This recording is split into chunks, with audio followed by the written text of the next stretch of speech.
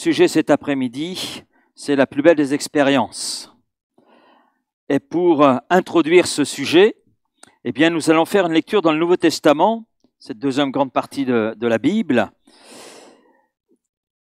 Et nous allons lire dans l'épître de Paul aux Éphésiens. On va entrer dans l'intimité de l'apôtre Paul, puisque c'est en fait une prière que l'apôtre Paul exprime à Dieu. Donc, Éphésiens chapitre 3, à partir du verset 14.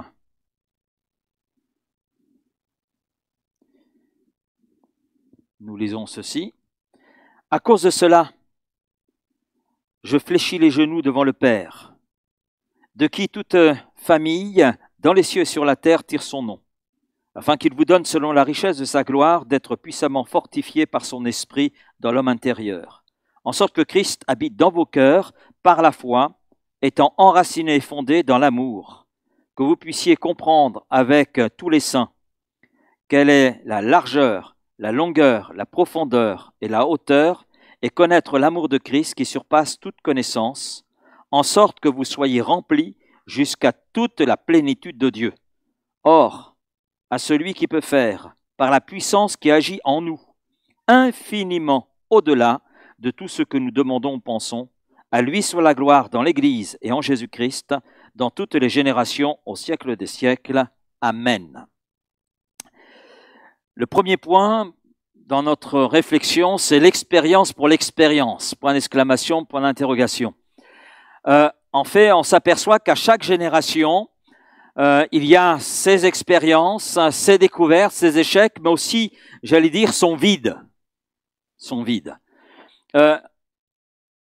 Vous allez avoir sur le slide suivant, vous voyez peut-être pas très bien, donc il est question de génération, et c'est très intéressant de voir le découpage que font les sociologues concernant donc les différentes générations. Il y a la génération des traditionalistes bâtisseurs, ou la génération grandiose, ce sont ceux qui sont nés entre 1900 et 1927.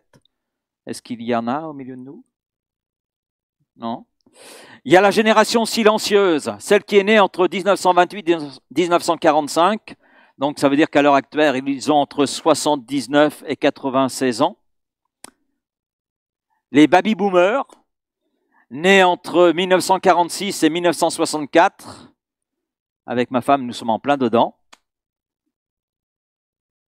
Voilà, 1963. Donc, actuellement, ils ont entre 60 et 78 ans. Aïe, aïe, aïe. La génération X, née entre 65 et 90, ils ont actuellement entre 44 et 59 ans. Il y en a concernés, hein. Ouais.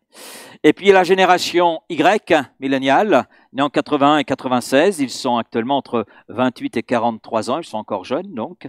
La génération Z, née en 97 et 2012, à l'heure actuelle, ils ont entre 12 et 27 ans. La génération Alpha, née à partir de 2013, ils ont actuellement moins de 12 ans.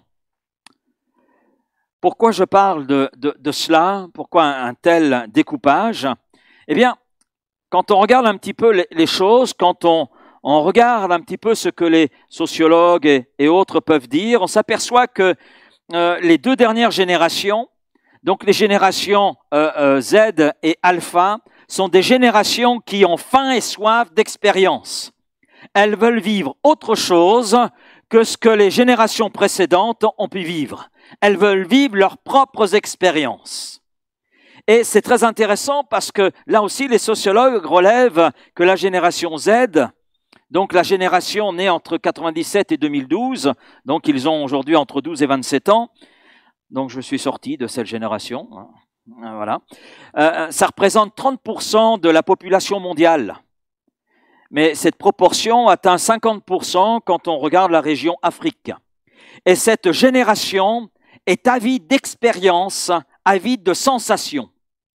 Et cette génération veut vivre des expériences et elle est prête à tout pour cela. Prête à tout. Et cela se voit dans les faits divers qui alimentent notre actualité. Je vais citer quelques faits que j'ai relevés. Le 26 septembre dernier, un adolescent de 17 ans a avoué aux autorités italiennes avoir tué une femme de 42 ans parce qu'il était curieux de savoir ce que cela pouvait faire. Vous allez me dire, c'est en Italie, c'est loin, on n'est pas concerné. Eh bien, écoutez, en France, un adolescent de 15 ans a fait la même expérience. Ça, c'est en France. 15 ans. Et il répond à la police, c'était voir ce que ça faisait. Tout récemment, 5 octobre, même chose. Par curiosité, je voulais savoir ce que l'on ressent. C'est dramatique. Voilà où nous sommes arrivés. Voilà où en est cette génération. Tu peux revenir en arrière, slide précédent, s'il te plaît. Où en est arrivée cette génération Z. De vivre des expériences, des sensations différentes des générations précédentes. Et cette génération Z accuse les 2 générations précédentes, c'est-à-dire en quelque sorte leurs parents et grands-parents, finalement d'avoir été égoïstes, de n'avoir pensé qu'à eux sans passer aux générations suivantes.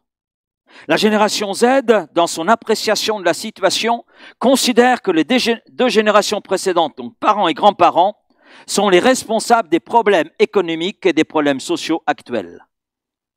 Parce que ces 2 générations précédentes ont voulu vivre égoïstement leurs propres expériences sans tenir compte des générations suivantes. Alors je ne vais pas disserter, vous l'avez compris, pour savoir qui a raison ou tort, ce n'est pas mon propos. Mais j'en ai tiré une conclusion.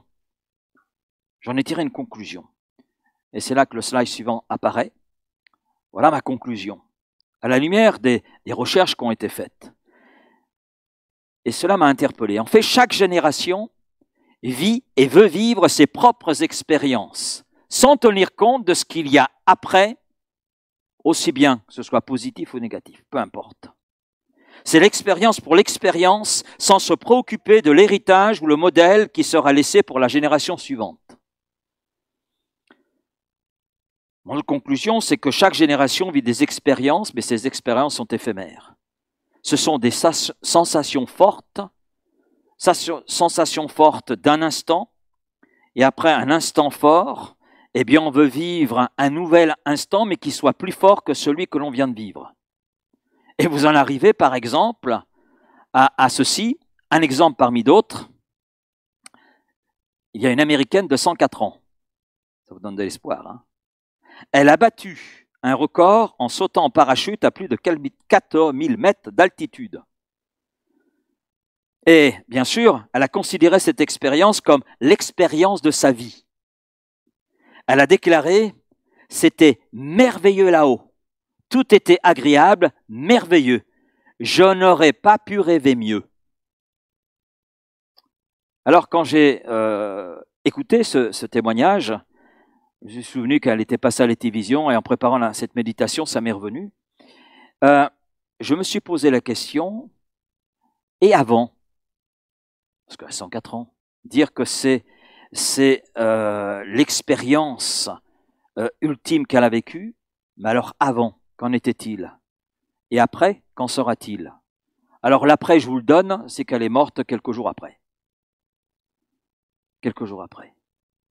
Or bien sûr, son nom est connu. Il est dans le Guinness des records. Hein. Donc, puisque c'est la femme la plus âgée qui était sautée en parachute. Chaque génération ressort blasée. Blasée avec un vide. Aucune des expériences n'a rempli le cœur de chacune des générations que j'ai pu citer. Est-ce que les personnes ayant vécu dans les années 60-70, époque Peace and Love, où l'herbe se fumait à gogo, et où la liberté sexuelle était présentée comme le summum, est-ce que ces générations, parce que ça coûte 2 générations, est-ce que les gens qui ont vécu cela peuvent dire « Nos expériences ont pleinement satisfait notre être intérieur » ? Je ne crois pas. Je ne crois pas au regard de ce qui a suivi. Chaque génération accuse la précédente et cherche à vivre autre chose. Oui, parce que la génération Peace and Love accusait ceux qui étaient avant d'être trop traditionnalistes, conservateurs, etc. Oui. Donc, ils ont voulu vivre autre chose. Et puis, la génération qui suit, les 2 générations Peace and Love, dit, mais nous, on veut vivre autre chose parce que ça n'a pas rempli leur cœur. Et chacun s'accuse. Chacun s'accuse. Mais ce sont des expériences finalement qui, au niveau de chaque génération, a laissé un vide et finalement conduisent ceux qui viennent après à vivre quelque chose de plus fort mais aussi de plus dangereux. Et on en arrive à ces faits divers que j'ai cités tout à l'heure. Et ce ne sont que quelques exemples. J'allais dire, ce sont peut-être les moins dramatiques dans le dramatique.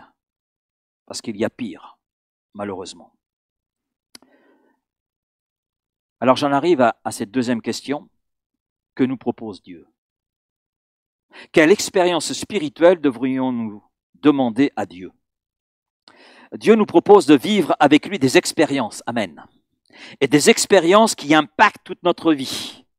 Tant notre présent que notre demain, que notre éternité. Parce qu'il y a une éternité.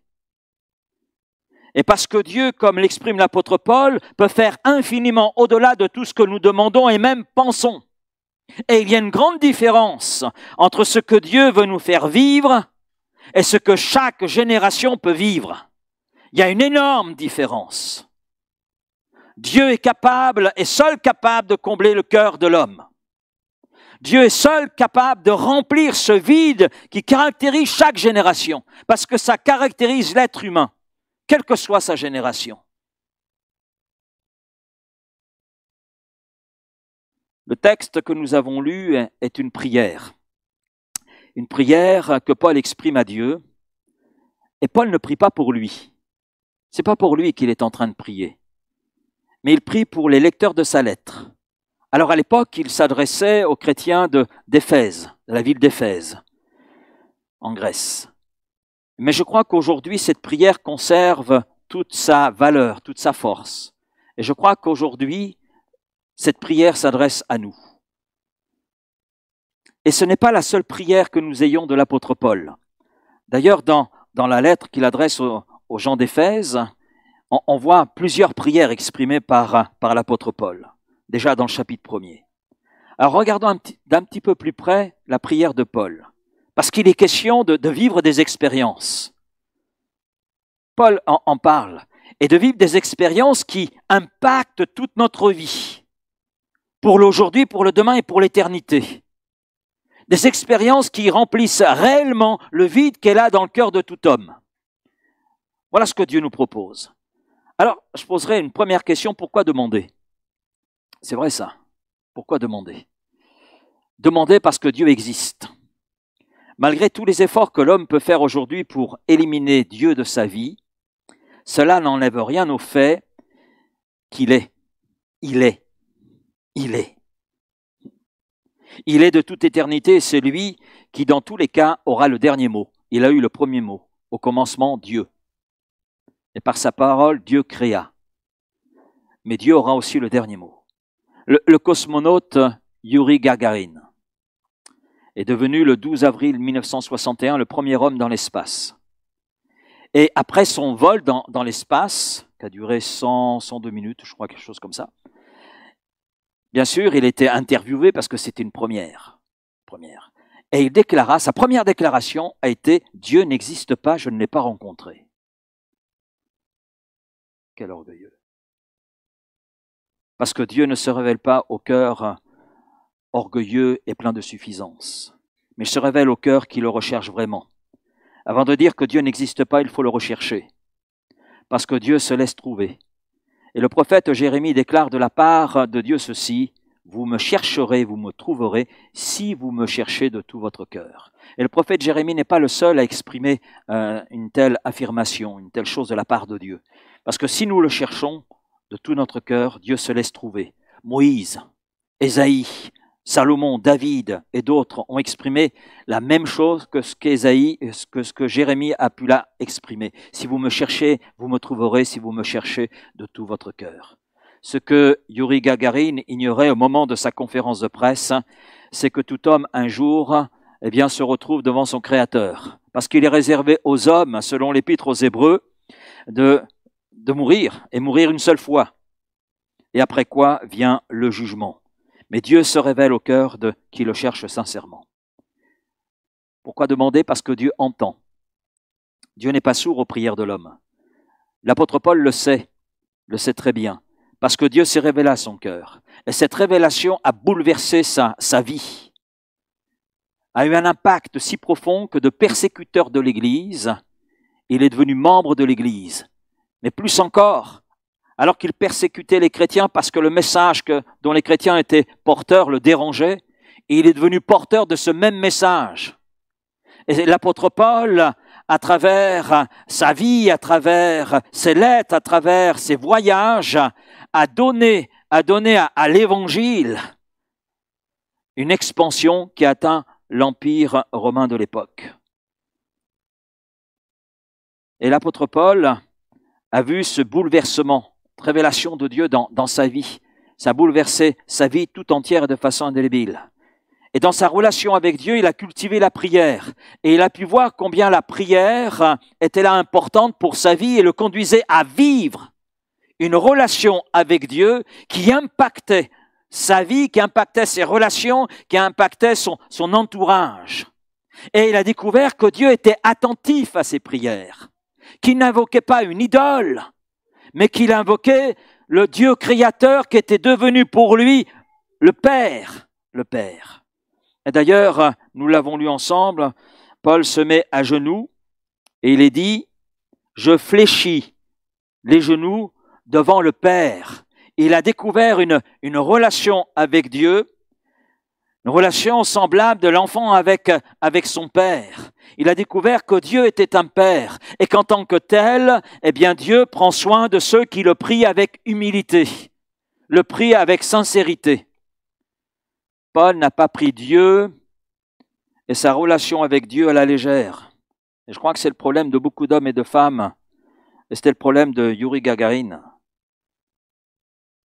Et des générations qui ont été avant lui et qui sont venues après lui, prendre Dieu et la possibilité d'une relation avec lui à la légère. Cette semaine, avec Raphaël, nous avons rencontré un jeune homme très gentil. Très gentil. Et ce qui nous a interpellés, c'est qu'il portait une boucle d'oreille avec une croix. Alors bien sûr, la question lui a été posée s'il connaissait le message que cela représentait. Il nous a simplement dit ça me porte chance. Ça me porte chance. Et puis, quand on a parlé de pouvoir prier, là, il a dit ça ne marche pas. C'est assez contradictoire d'ailleurs. Il avait cette boucle d'oreille avec une croix, et d'un autre côté, je n'y crois pas. C'était assez contradictoire. Mais ça, c'est le cœur de l'homme aujourd'hui, prendre les choses à la légère. Alors que Dieu est un Dieu, oui, qui répond à nos prières, qui répond à la démarche que l'on fait vers lui dans la mesure où on a un cœur sincère. Et ce jeune homme n'a pas voulu en savoir plus, il est monté dans la voiture avec un ami et est parti. Pourquoi demander? Parce que nous en avons besoin. Nous avons besoin de Dieu.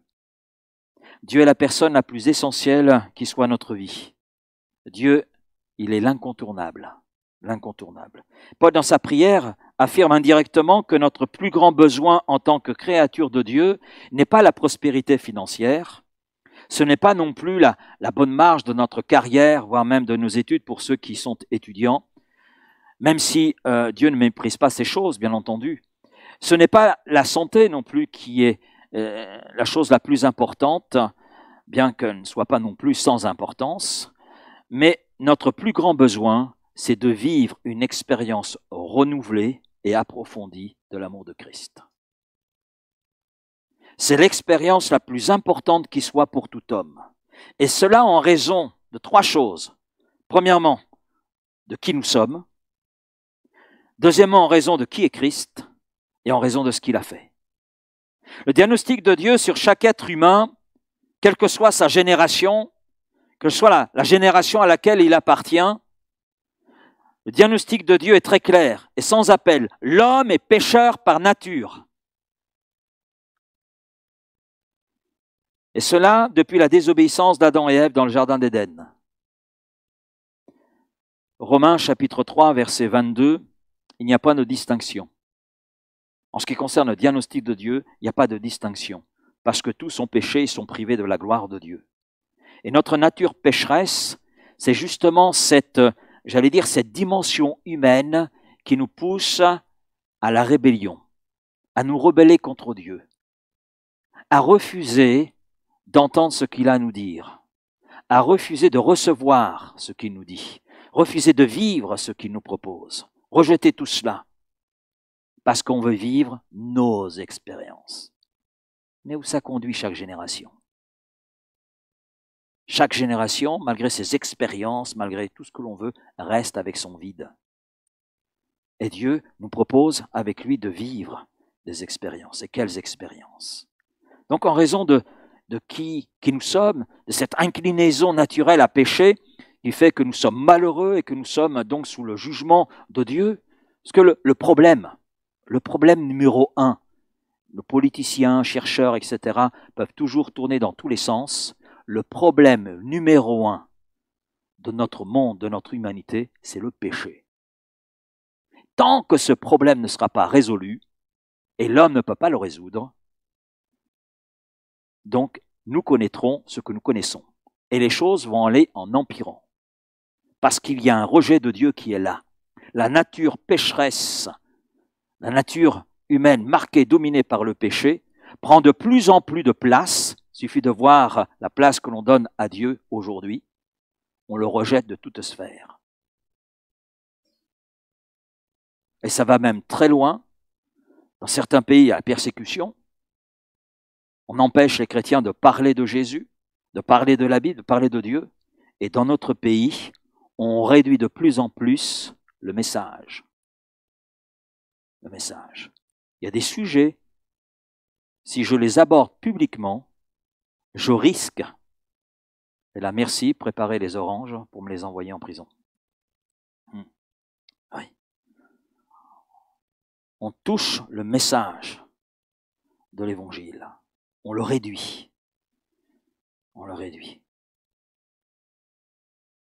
Mais Dieu, le Créateur, dans son amour pour nous, devant le diagnostic évident, flagrant de l'humanité, eh bien Dieu, dans son amour pour nous, en son Fils unique Jésus, nous apporte le salut. Voilà.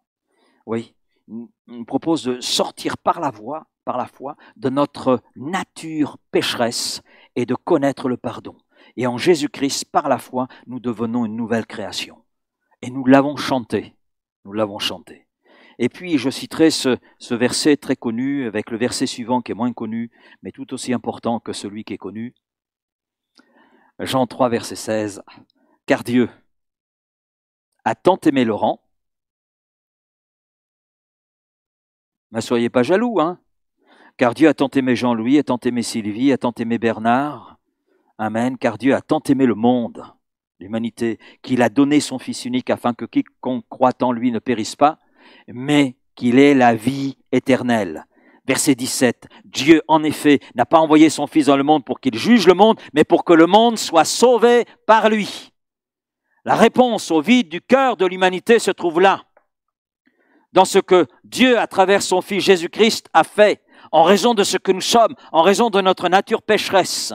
Et c'est seulement en Jésus-Christ, mort pour nous sur la croix du Calvaire, que se trouve le salut, que se trouve la vie éternelle. Et ça, c'est l'expérience la plus importante qu'un homme puisse vivre. Amen. Parce que cette expérience a des répercussions jusque dans l'éternité.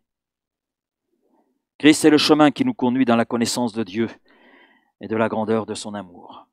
Et expérimenter l'amour de Christ dans sa vie, c'est l'expérience la plus belle, c'est l'expérience la plus profonde, c'est l'expérience qui est à la portée de tout homme qui cherche Dieu avec un cœur sincère et honnête.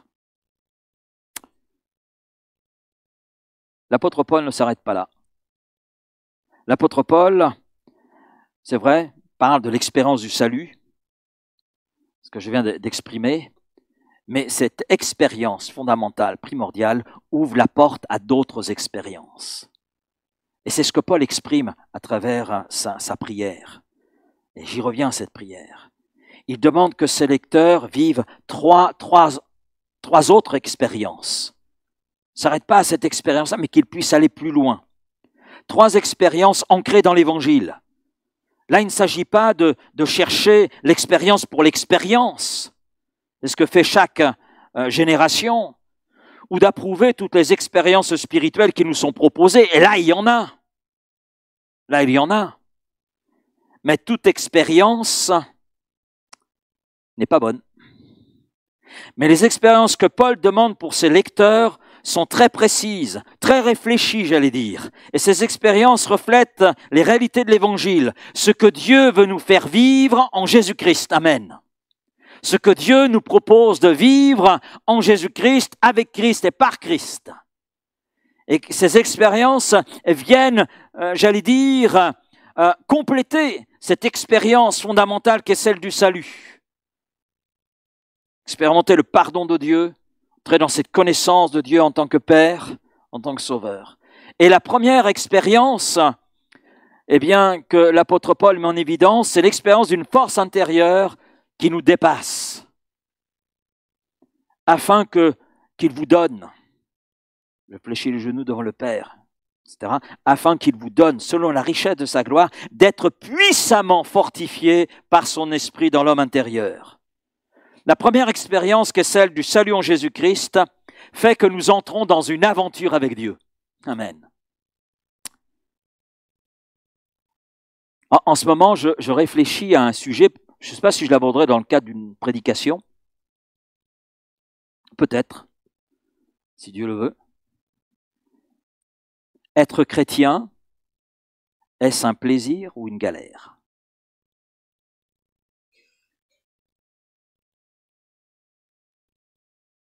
Oh non, il faut aller à l'église. Oh, le prédicateur, il est long. Oh, puis il n'arrête pas de parler de Jésus. Comme s'il n'y avait que Jésus. Oui, il n'y a que Jésus. Maintenant, on peut voir la vie chrétienne différemment. C'est un plaisir d'être au contact de Dieu. C'est un plaisir de voir mes frères et sœurs sourire. Et puis s'il y en a un qui ne sourit pas, je vais prier avec lui parce que ça veut dire qu'il est triste, parce qu'il vit quelque chose de difficile. Et ensemble, nous allons nous réjouir. Et ensemble, nous faire plaisir dans la présence de Dieu. Oui, la première expérience, celle du salut en Jésus-Christ, fait que nous entrons dans une aventure avec Dieu. C'est une aventure.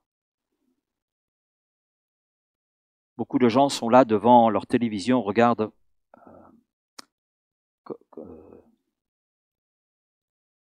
Koh-Lanta, c'est ça, hein? Et c'est très intéressant de voir les réactions. J'aimerais quelquefois être petite souris et d'être là sur le bord du canapé de ceux qui regardent cette émission. Voilà. Émission télé-réalité. Enfin, mais si j'étais à sa place, je ferais ça, moi. Si. Il y a une identification parce qu'on a envie de vivre justement des expériences.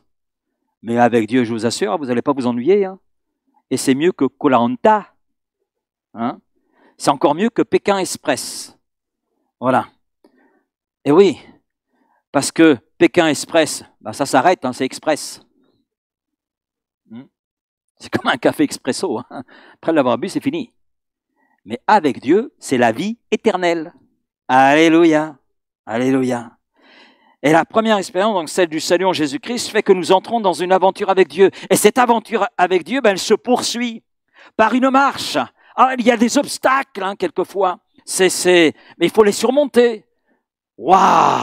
Il y a du mouvement, je vous assure. Je vous assure. Si vous ne le savez pas, tentez cette expérience, vous allez la vivre. Hein? Une marche dans l'obéissance, une marche dans la foi, dans la confiance. Oui, parce que quelquefois, on n'y voit rien, mais il faut quand même avancer, et Dieu nous dit d'avancer. Mais Dieu voit ce que nous ne voyons pas. Et par rapport à ce que nous ne voyons pas, il nous aide, afin que l'on ne trébuche pas, mais que l'on puisse persévérer, parce qu'il est celui qui nous accompagne. Amen. On n'est pas tout seul. Combien de gens souffrent de solitude? Combien de gens vivent les choses, ils sont seuls. Ils aimeraient avoir quelqu'un qui les écoute, quelqu'un qui les aide. Dieu est ce Père. Paul l'a compris cela. Hein? Dieu est ce Père qui a été avec lui dans tout ce qu'il a traversé. Il en a traversé des choses. Il a même par moments été laissé pour mort. Il pensait qu'il était mort. Mais non.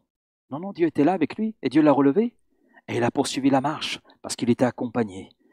accompagner. Et le Saint-Esprit est ce compagnon indispensable qui nous donne des forces intérieures pour marcher afin d'aller plus en avant dans notre expérience spirituelle avec un objectif précis. Et l'apôtre Paul nous donne cet objectif, que Christ habite dans votre cœur par la foi.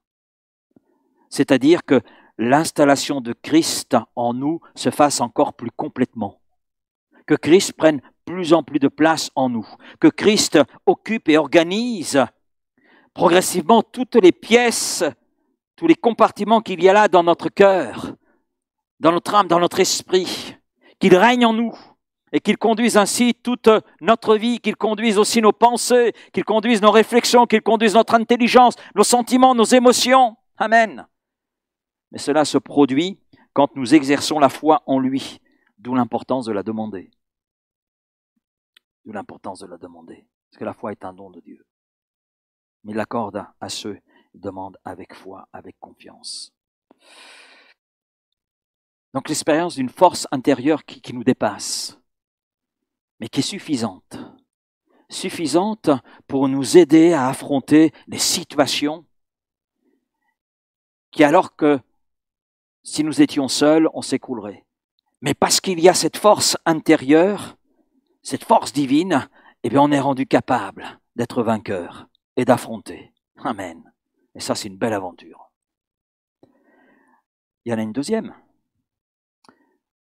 Une deuxième, c'est l'expérience d'un amour sans limite. Afin qu'étant enraciné et fondé dans l'amour, vous pourrez réfléchir à ces deux mots utilisés. Enraciné. Enraciné. Là, l'apôtre Paul nous parle de jardinage. Fondé. Là, l'apôtre Paul nous parle d'architecture, de construction. On pourrait réfléchir à ces deux images. Donc, étant enraciné et fondé dans l'amour, vous puissiez comprendre avec tous les saints. Alors, j'ai mis entre parenthèses, parce qu'aujourd'hui, il y a beaucoup de confusion sur ce mot. Tous les saints, c'est-à-dire tous les chrétiens. Oui. Paul s'adresse à des gens qui sont vivants, pas à des gens morts. Parce qu'il n'y a pas de relation entre les morts et les vivants. Donc, c'est aussi simple que cela. Donc, il est évident que Paul ne dit pas « puissiez comprendre avec tous les morts ». Non, avec tous les saints, c'est-à-dire tous les chrétiens. Tous ceux qui vivent cette même expérience. Quelle est la largeur, la longueur, la profondeur et la hauteur? Ce que Paul est en train de dire, c'est que l'expérience du salut est une porte ouverte à une aventure qui nous permet d'aller, qui nous conduit d'aller donc de découverte en découverte de l'amour de Dieu. Eh oui. Et de l'amour de Christ qui finalement n'a pas de limite. N'a pas de limite. En d'autres termes, ce que nous connaissons aujourd'hui de l'amour de Christ n'est pas tout ce qu'il y a à connaître. Ouais, c'est pas tout. Et il y a encore plus grand, il y a encore plus profond, il y a encore plus large, il y a encore plus haut. Et en réfléchissant, hier j'ai dit, mais Seigneur, j'ai découvert ton amour le lundi de Pentecôte 1982 à Montargis. Je te sers en tant que pasteur depuis 1987 et je n'ai pas encore tout découvert de ton amour pour moi. Mais quand je réfléchis un instant à ce que je connais, waouh, c'est tellement beau, tellement grand. Et vous savez, quand on a goûté un bon gâteau, je ne sais pas comment vous êtes, mais moi je sais comment je suis. Quand le gâteau est bon, j'aime bien avoir une deuxième part. Et puis à la limite, troisième. Voilà. Alors, ne vous cachez pas, on est tous gourmands. Si c'est pas d'un gâteau, c'est d'autre chose, mais on est tous gourmands. Et je ne sais pas, mais même si vous n'êtes pas gourmand d'un gâteau, c'est pas grave. Que vous soyez gourmand de l'amour de Dieu, je dis Amen. Être gourmand de l'amour de Dieu, afin d'en découvrir toute la largeur, toute la profondeur, toute la hauteur. Amen.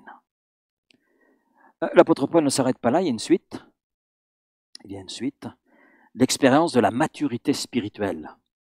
Il dit, en sorte en sorte que vous soyez remplis jusqu'à toute la plénitude de Dieu. Et être rempli de toute la plénitude de Dieu, c'est ne pas devenir un Dieu. Non, c'est être tout ce que Dieu veut que nous soyons. Amen.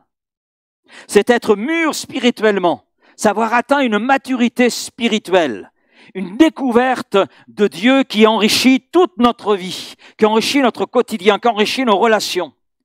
Et cette expérience est en quelque sorte le résultat des trois précédentes. La première est la découverte que nous sommes aimés de Dieu et que dans son amour, nous avons le salut, nous avons cette vie nouvelle, nous devenons une nouvelle création et nous faisons ensuite l'expérience de cette force intérieure qui nous dépasse, mais qui est là avec nous lorsque nous traversons des moments difficiles. Et puis on poursuit, on découvre et on goûte chaque jour davantage à cet amour de Christ, à la profondeur de cet amour, à la largeur de cet amour, oui, à la hauteur de cet amour. Ça nous envahit, on a envie d'aller encore plus loin et on arrive ainsi à avancer jusque dans la maturité, à être ce que Dieu veut que nous soyons. Amen. Connaître cette plénitude. Dieu le Créateur est honoré, il est même glorifié par le plaisir que nous prenons en lui. Il est glorifié quand sa puissance agit en nous pour nous transformer, pour nous sortir de ce vide dans lequel le péché nous enfonce, afin de nous faire sortir là et de nous mettre sur la hauteur de la découverte de son amour pour nous. Il est glorifié quand nous sommes bouche bée devant sa grâce et son amour. Il est glorifié quand nous nous émerveillons de ce qu'il veut encore faire en nous. Et il veut en faire des choses. Amen. Il n'en a pas fini avec ma vie. J'ai pas tout découvert. Il me reste encore des espaces dans la largeur, dans la profondeur, dans la hauteur. Des choses encore à découvrir. Mais ces expériences fondamentales que l'apôtre Paul met en évidence à travers sa prière sont les seules, et là je le dis dans un sens exclusif, sont les seules qui comblent le cœur de l'homme et dont l'impact a des répercussions jusque dans l'éternité. Voilà l'expérience et les expériences dans lesquelles Dieu veut nous faire entrer. Des expériences qui seules sont capables de combler la vie de n'importe quel être humain. Quel que soit son arrière-plan, quel que soit son passé, quelle que soit sa vie aujourd'hui. Si le cœur s'ouvre, non pas à la façon de Yuri Gagarin, avec orgueil et suffisance, mais avec confiance, avec humilité, avec vérité, il est sûr que ce cœur va vivre les plus belles et les plus grandes expériences qui vont le combler jusqu'en dans les profondeurs de son être. Et je dis Amen pour cela. Amen. Seigneur Père, merci pour ta parole. Merci Seigneur pour les expériences que tu places devant chacun, chacune. Et Seigneur, je veux te prier peut-être pour celui ou celle qui cet après-midi n'a pas encore vécu cette première expérience fondamentale qui est celle du salut, n'a pas encore découvert que tu l'aimais et que tu voulais changer, transformer sa vie. Alors je te prie pour cette âme afin qu'elle puisse s'ouvrir à toi et te laisser intervenir, te laisser changer et transformer sa vie. Je veux te prier pour ceux et celles qui te connaissent, ceux et celles qui ont expérimenté le salut, afin que chacun puisse aller encore plus loin dans la découverte, Seigneur, de ce que tu nous proposes et de ce que Paul pouvait là décrire dans sa prière. Je te prie pour celui qui, cet après-midi, a besoin dans son être intérieur d'être fortifié, a besoin de connaître cette puissance qui vient transformer l'être intérieur et qui vient soutenir lorsque nous traversons des difficultés, lorsque nous traversons des situations qui semblent, Seigneur, mettre à mal notre vie, mais à mal nos sentiments, nos émotions. Ben, je crois, Seigneur, que tu veux là donner cette puissance, afin que ce cœur soit là fortifié dans son être intérieur et puisse affronter ce qui est là devant. Et je te prie pour chacun d'entre nous, afin que nous puissions aller plus loin dans la découverte de ton amour sans limite, aller plus loin dans la découverte de la profondeur de cet amour, de la hauteur de cet amour, de la largeur de cet amour, de la longueur de cet amour, et que nous puissions jour après jour goûter à toujours davantage de cet amour, qui remplit et qui peut seul remplir, oui, notre vie. Et merci, parce que tu veux nous conduire à cette maturité spirituelle, à être ce que tu veux que nous soyons, et faire ce que tu veux que nous fassions, et qu'en cela, tu puisses ainsi être glorifié. Oui, merci, parce que tu veux prendre plaisir en nous. Et tu prends plaisir au cœur qui s'ouvre à toi, au cœur qui te reçoit, au cœur qui reçoit ton amour, à ce cœur qui persévère dans sa marche, allant de découverte en découverte et vivant ces expériences que l'apôtre Paul décrit. Oui, Seigneur, tu prends plaisir dans ce cœur. Alors nous voulons que tu prennes plaisir dans nos cœurs cet après-midi, dans chacun des cœurs. Alors merci, Père, de tout ce que tu veux faire en Jésus-Christ, de tout ce que tu as prévu, de tout ce que tu as déjà réalisé à travers Jésus-Christ et ce que tu vas encore réaliser. Amen. Amen. Amen. On reste là dans le recueillement. On reste là les yeux fermés. Et peut-être que quelqu'un cet après-midi veut dire, mais moi je veux vivre déjà cette expérience fondamentale. Je veux que Jésus vienne faire sa demeure en moi. Je veux découvrir son amour. Tu ne connais pas encore cet amour. Tu appréhendes quelque peu, mais tu ne le connais pas. Tu n'as pas encore vécu les choses et tu veux cet après-midi vivre cela. C'est à la portée du cœur qui s'ouvre. C'est à ta portée cet après-midi. Et si tu veux cet après-midi découvrir l'amour de Christ pour ta vie, eh bien je t'invite là, à la place où tu es, à te lever.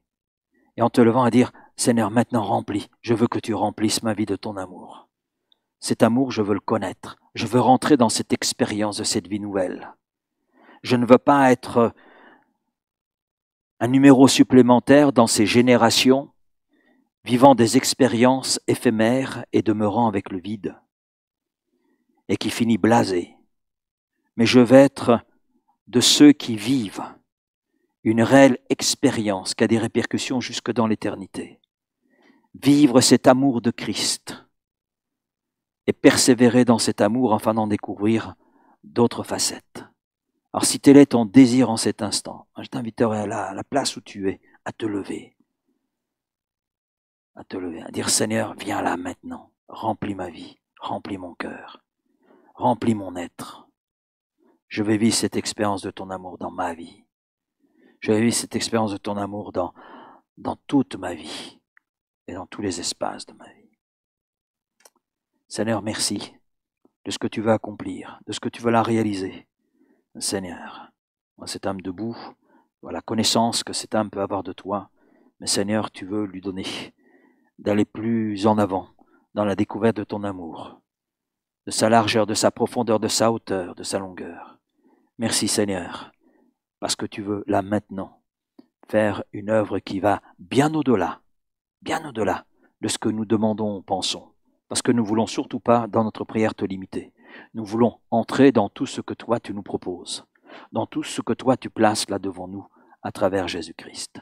Alors merci Père, dans le nom de Jésus, pour ce que tu fais. Amen. Amen. Amen. Amen. Merci Seigneur.